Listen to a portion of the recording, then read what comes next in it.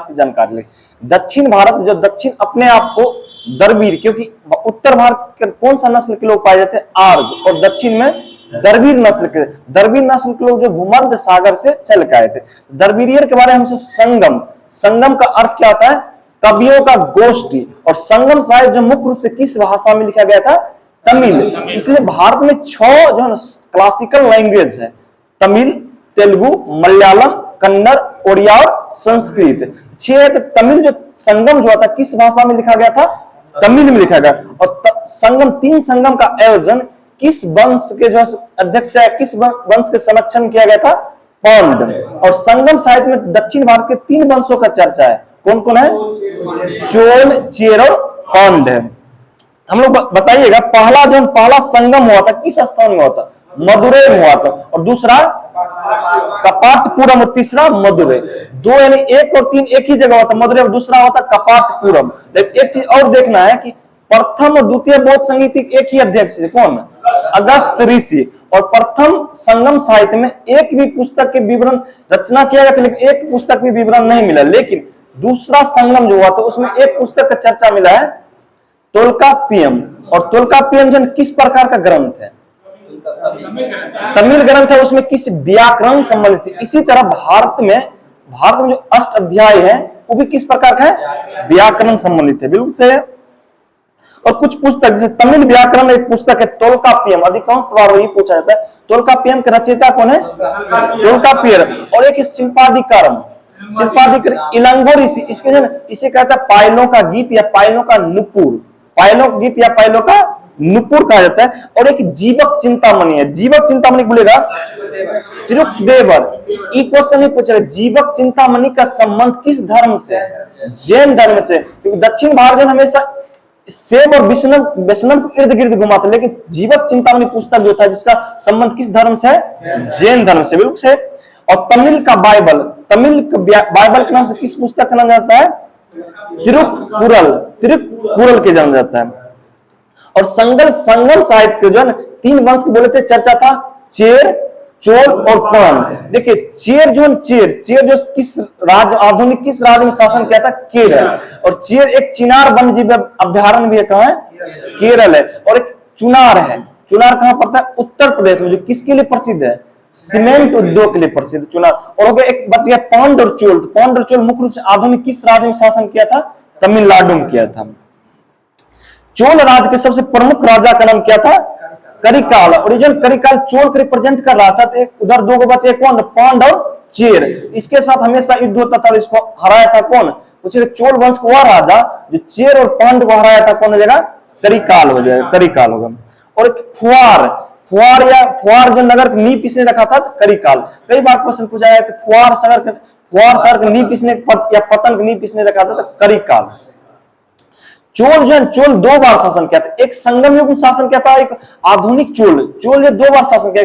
एक संगम काल में किया था और एक आधुनिक समय में किया था। आधुनिक समय चोल वंश संस्थापक करता है कौन? विजयालय चोल आता है। और चोल की देखिए, चोल के पूछेगा कि राजधानी का क्रमबद्ध, जैसे कि आप बंगाल पढ़ते हैं, बंगाल की राजधानी का क्रम ढाका, मुर्शिदाबाद और मुंगेर। उसी तरह चोल की पूछेगा कि राजधानी का क्रम सजाइए। उर्रेर, कावेरीपत्तनम और तंजावुर। उर्रेर, कावेरीपत्तनम और तंजावुर। ठीक है। उसी तरह संगम वंश के दूसरे महत्वपूर्ण जो वंश थे चेर का शासन किया आधुनिक के? केरल में। और चेर वंश के जो प्रमुख शासक कौन थे? सेनगुट्टन एक पूजा पद्धति के स्टार्ट पतिनी पूजा। हम लोग उसको क्या कहते हैं? पत्नी पूजा नहीं, पतिनी पूजा। पतिनी पूजा का आरंभ किसने किया था? सेनगुट्टन ने किया था। और चेरों की राजधानी कहां था? करियूर, जो आधुनिक बीजापुर में पड़ता है। चेर वंश की राजधानी कहां था? करियूर, और आधुनिक बीजापुर में चलता है। और संगम वंश का तीसरा राज्य था कौन? पांड था। पांड की राजधानी कहां था? मथुरा। और मथुरा आधुनिक समय में कहां पड़ता है? तमिलनाडु। वही मथुरा कहां पड़ता है? उत्तर प्रदेश। पूछेगा कि ताजमहल है, ताजमहल संगमरमर से बना है। पूछेगा कि क्वेश्चन कि ताजमहल का सर्वोच्च विनाश, जानते सल्फ्यूरिक अम्ल कौन सा गैस करते हैं? SO2। और बारिश के कारण किस तेल शोध कारखाना के कारण ताजमहल को हानि पहुंच रहा है? मथुरा। और मथुरा से वर्तमान में सांसद कौन है? हेमा मालिनी। उस तरह एक है बकाटक वंश। आप जानते हैं महाराष्ट्र प्रायद्वीप भारत में पड़ता है, दक्कन ट्रैक में पड़ता है। और महाराष्ट्र के पूर्वी भाग को किस नाम से जाना जाता है? विदर्भ। जो विदर्भ किसके लिए प्रसिद्ध है? सूखा। जिस तरह विदर्भ हमेशा, क्योंकि जानते हैं वृष्टि छाया होता है। वृष्टि छाया मतलब कि पहाड़ के द्वारा जब बारिश को घेर लिया जाता है और एक तरफ बारिश होता है, दूसरी तरफ जो बारिश नहीं, तो इसे क्या कहते हैं? वृष्टि छाया। उसी तरह बिहार को गंगा नदी कितने भाग में डिवाइड करता है?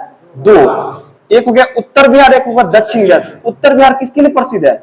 सूखा। उत्तर बिहार बाढ़ के लिए प्रसिद्ध है, दक्षिण भारत सूखा के लिए। इसीलिए हम इस चीज बिहार की चर्चा, क्योंकि विदर्भ भी किसके लिए प्रसिद्ध है? सूखा के लिए। और भारत में सर्वाधिक जो किसान जो आत्महत्या करता है वो भी विदर्भ की करता है।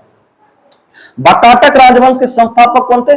बिंद शक्ति। और बिंद शक्ति, इससे ज्यादा क्वेश्चन पूछता है कि चंद्रगुप्त द्वितीय अपने सुपुत्री प्रभावती गुप्त को शादी बकाटक किस राजा से कर दिया था? प्रवरसेन द्वितीय से किया था। और जो प्रवरसेन द्वितीय की मृत्यु हो गया, तो उसको जो चंद्रगुप्त द्वितीय को देख रेख में बकाटक राजवंश अपने शासन किया था। अब एक पूछता है कदम वंश के 2 क्वेश्चन सबसे ज्यादा फेवरेट होता है। कदम वंश के संस्थापक मयूर शर्मा और कदम वंश की राजधानी बनवासी। कदम वंश की राजधानी बनवासी। और बतापी, देखिएगा चालुक्य वंश के मुख्य रूप से 3 शाखा थे, बतापी है, बदामी। पूछेगा कि चालुक्य वंश के जो दक्कन के बारे में जानते हैं? दक्षिण भारत जो प्रायद्वीप है, 3 ओर से घिरा हुए पानी से, 3 ओर से घिरे हुए क्षेत्र क्या कहते हैं? प्रायद्वीप। और चारों तरफ पानी से घिरे हुए क्षेत्र क्या कहते हैं? द्वीप कहते हैं, आइलैंड कहते हैं। इसी तरह भारत में गुजरात से शुरू होकर वेस्ट बंगाल तक प्रायद्वीप आकार है। और नीचे जो विंध्याचल पहाड़ी से नीचे आ पाइएगा, दक्कन ट्रेप। भारत को सबसे पहला दिन पूछेगा भूमि के कौन सा स्थल जो सबसे पहले बना था, या भूमि के कौन सा स्थल सबसे प्राचीन है? दक्कन है। दक्कन इसलिए भूकंप जोन किस क्षेत्र में नहीं आते? दक्कन में आते। लेकिन दक्षिण भारत की या प्रायद्वीप भारत की एक जगह है जो हुआ भी भूकंप का एक बार झटका देखने को मिला था, लातूर। जो लातूर कहां है? महाराष्ट्र। और एक स्टेच्यू ऑफ नॉलेज किनकी प्रतिमा है? बी.आर. अम्बेडकर। नॉलेज ज्ञान समझने तक बी.आर. अम्बेडकर, जो कहां स्थित है? लातूर में। और बी.आर. अम्बेडकर की सबसे ऊंची प्रतिमा 125 फीट कहां स्थापित किया गया था? तेलंगाना में किया गया था। तेलंगाना बिल्कुल से ज्यादा आगे नहीं जाना। चालुक्य राजवंश की राजधानी कहां था? बतापी या बदामी, जो आधुनिक बीजापुर किस राज्य में पड़ता है? कर्नाटक में बिल्कुल से। और चालुक्य वंश के सबसे प्रतापी राजा कौन था? पुलकेशिन द्वितीय। और पुलकेशिन द्वितीय की जानकारी हमें किस अभिलेख से मिलता है? एहोल अभिलेख। और एहोल अभिलेख की रचना या किसने लिखा? रवि कीर्ति। एक है प्रयाग प्रशस्ति लेख। जो प्रयाग प्रशस्ति लेख की चर्चा हमें किस राजा के बारे में मिलता है? समुद्रगुप्त। और प्रयाग प्रशस्ति लेख को किसने लिखा था? हरिसेन बिल्कुल से हरिसेन लिखे थे। और नर्मदा नदी के तट पर हर्षवर्धन को किसने हराया? पुलकेशिन द्वितीय। और फिर पुलकेशिन द्वितीय को दक्षिण भारत में जाके कौन हराता है? नरसिंहदेव बर्मन फर्स्ट हटाया था। वही जो इसीलिए बतापी पर विजय प्राप्त करने वाला बतापी कोंड की उपाधि धारण किया था कौन? नरसिंहदेव बर्मन फर्स्ट। और चालुक्य वंश को दक्षिण पल्लव के साथ हमेशा युद्ध हो रहा था। और एक क्वेश्चन सबसे ज्यादा चर्चित पूछा जाता है, बार बार गलत ही मारते हैं, कि दक्षिण भारत के कौन सा राजवंश महिलाओं के प्रशासन में उच्च पद पे आसीन करवाया था? चालुक्य। कई पुस्तक में आपको चोट लगता है, लेकिन चालुक्य। दक्षिण भारत के कौन सा राजवंश महिलाओं के उच्च पद पे जो से आसीन करवाया था? हो गया चालुक्य। जिस समय आधुनिक भारत में क्या दे रहे? महिलाओं को आरक्षण दे। इस बार जो महिला जो विधि लाया गया था, जिसमें संसद में, लोकसभा और विधानसभा में कितना महिलाओं का आरक्षण मिलेगा? 1/3 है, 33%। और पंचायती राज में भारत के किस राज्य के द्वारा पंचायती राज में महिलाओं को सर्वप्रथम 50% दिया गया आरक्षण? बिहार। पंचायती राज अधिनियम 2006 के तहत। बेगी की चालुक्य हो गया कौन? बदामी का चालुक्य हो गया था, और यह होगा बेगी का चालुक्य। और बेगी चालुक्य जो किस 2 नदियों के बीच जो शासन किया था? कृष्णा और गोदावरी। और 2 नदियों के बीच की भूमि को क्या कहते हैं? दोहाब कहते हैं। बिल्कुल से दोहाब जो होते हैं ना, बहुत फर्टाइल उपजाऊ जमीन होते हैं। भारत की सबसे ज्यादा फर्टाइल जमीन है गंगा दोआब के क्षेत्र, जो उत्तराखंड से लेकर और बिहार, यूपी, बिहार, झारखंड, बंगाल होते हैं, ये सबसे ज्यादा उपजाऊ जमीन है। और पल्लव दक्षिण आंध्र, उत्तर तमिलनाडु पर देखिए आप एक चीज मैप देखिएगा, हमेशा अगर जो दक्षिण भारत में तमिलनाडु है, लेकिन उसके ऊपर जो ऊपर होगा उसके लिए उत्तर होगा। आंध्र प्रदेश के लिए क्या हुआ? दक्षिण, जो दक्षिण तमिलनाडु की दक्षिणी भाग और आंध्र प्रदेश उत्तरी भाग, सॉरी तमिलनाडु के उत्तरी भाग और आंध्र प्रदेश के दक्षिणी भाग पर जो शासन किया था, कौन सा राजवंश किया था? पल्लव राजवंश किया था, पल्लव। और एक देखिएगा दक्षिण भारत और तमिलनाडु और आंध्र प्रदेश के बीच एक झील है, कौन सा झील है? पुलिकट झील, बिल्कुल से पुलिकट झील है। पल्लव वंश के वास्तविक संस्थापक कौन थे? सिंह विष्णु थे, बिल्कुल से। और सिंह विष्णु ने अपना राजधानी कहां बनाया था? कांचीपुरम। सिंह विष्णु, पल्लव वंश के संस्थापक कौन थे? सिंह वंश। और सिंह विष्णु ने अपनी राजधानी को बनाया था कांचीपुरम।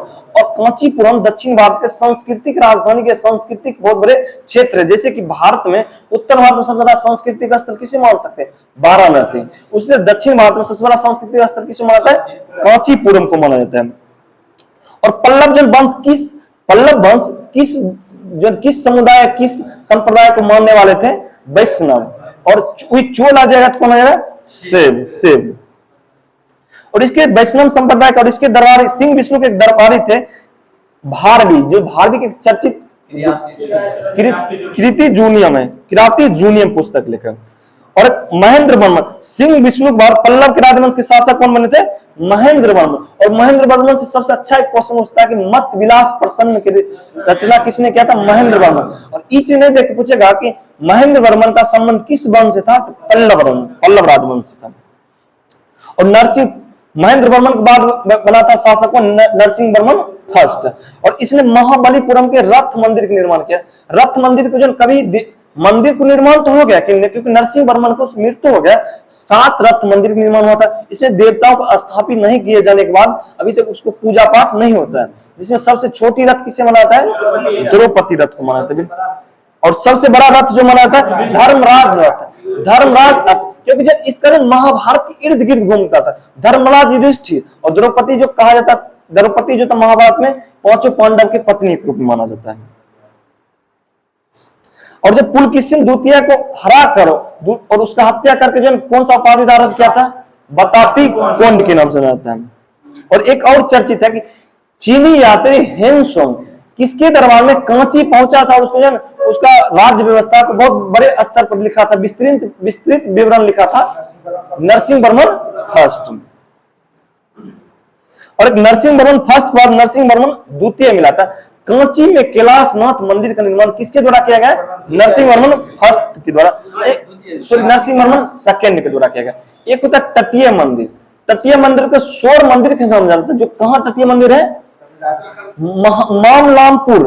पहले जो मामलामपुर का भी आधुनिक नाम क्या है? महाबलीपुरम। एक बार क्वेश्चन पूछा गया कि महाबलीपुरम स्थित है अरब सागर, हिंद महासागर, bay of Bengal. Bay of Bengal, क्योंकि तमिलनाडु के पूर्वी सीमा पर कौन सा पड़ता है? बे ऑफ बंगाल, या बंगाल की खाड़ी। और बंगाल की खाड़ी का प्राचीन नाम था गौड़ीय सागर, क्योंकि बंगाल का प्राचीन नाम भी क्या था? गौड़ीय सागर था। और एक हिंद महासागर प्राचीन नाम क्या था? रत्ना सागर। और एकमात्र महासागर जिसका नामकरण किसी देश के नाम पर हो गया वो होगा हिंद महासागर, जिसका नाम किसके रखा गया था? हिंदुस्तान, या अर्थात